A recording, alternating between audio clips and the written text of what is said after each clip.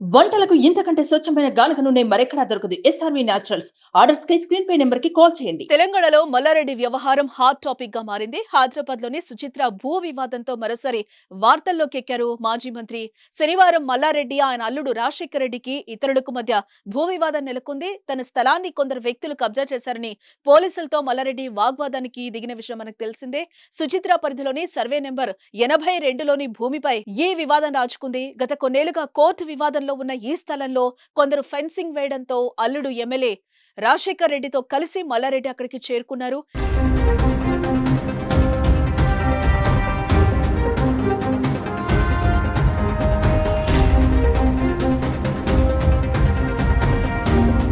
అనుచరులను ఆదేశించి fencing ను తొలగించారు. 2.5 ఎకరాల భూమి తనదే అంటూ వాగ్వాదానికి దిగారు. అయితే అందులో 1.11 గుంటల భూమి తమదంటూ మరో 15 మంది అడ్డుకున్నారు. పరిస్థితి ఉద్రిక్తంగా మారుతూ ఉండడంతో పోలీసులు రంగప్రవేశం చేశారు. పోలీసులతోనూ మల్లారెడ్డి వాగ్వాదానికి దిగారు. దీంతో మల్లారెడ్డిని అదుపులోకి తీసుకుని పేట్ బషీర్బాద్ పిఎస్ కు తరలించి అనంతరం విడిచిపెట్టారు. కాంగ్రెస్ నేతలే తమపై దౌర్జన్యానికి వస్తున్నారని, దీని వెనుక ప్రభుత్వ విప్ అడ్లూరి లక్ష్మణ్ ఉన్నారని మల్లారెడ్డి ఆరోపిస్తున్నారు. ఇటు మరోవైపు దీనిపై సీఎం రేవంత్ రెడ్డిని కలవనున్నట్టుగా మల్లారెడ్డి చెప్పారు. సీఎం అపాయింట్మెంట్ కోరానని, సోమవారం అన్ని పత్రాలతో కలుస్తానని చెప్తున్నారు. దీంతో సీఎం మల్లారెడ్డి సమావేశంపై రాజకీయ వర్గాల హాట్ టాపిక్ అయింది.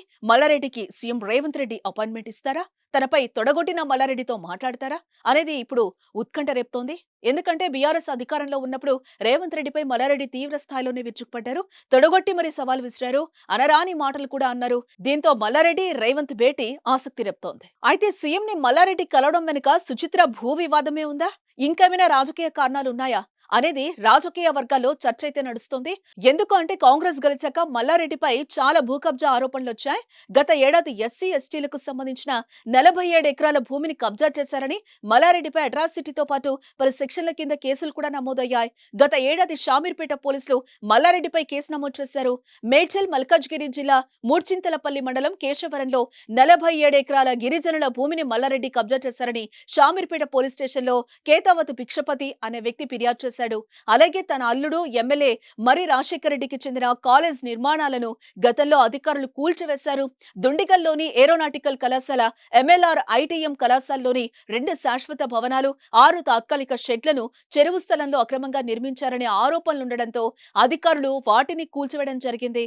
ఈ పరిణామాల నేపథ్యంలో మల్లారెడ్డి పార్టీ మారతారనే ప్రచారం కూడా జరిగింది.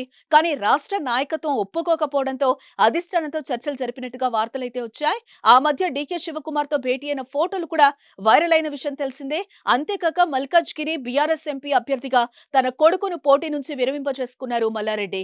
మళ్ళీ ఇప్పుడు మరో భూ వివాదం చుట్టుముట్టడం, సీఎం ను మల్లారెడ్డి కలిసేందుకు ప్రయత్నించడం ఇప్పుడు చర్చనీయాంశం అవుతుంది. రేవంత్ అపాయింట్మెంట్ ఇస్తే మల్లారెడ్డి ఏం మాట్లాడతారన్న దానిపై సస్పెన్షన్ అయితే నెలకొంది. కాంగ్రెస్ లో చేరేందుకు గ్రీన్ సిగ్నల్ అడుగుతారా లేదా భూ వివాదాలపై ఫిర్యాదు చేస్తారా అన్నది $1,000,000 ప్రశ్నగా ఉంది.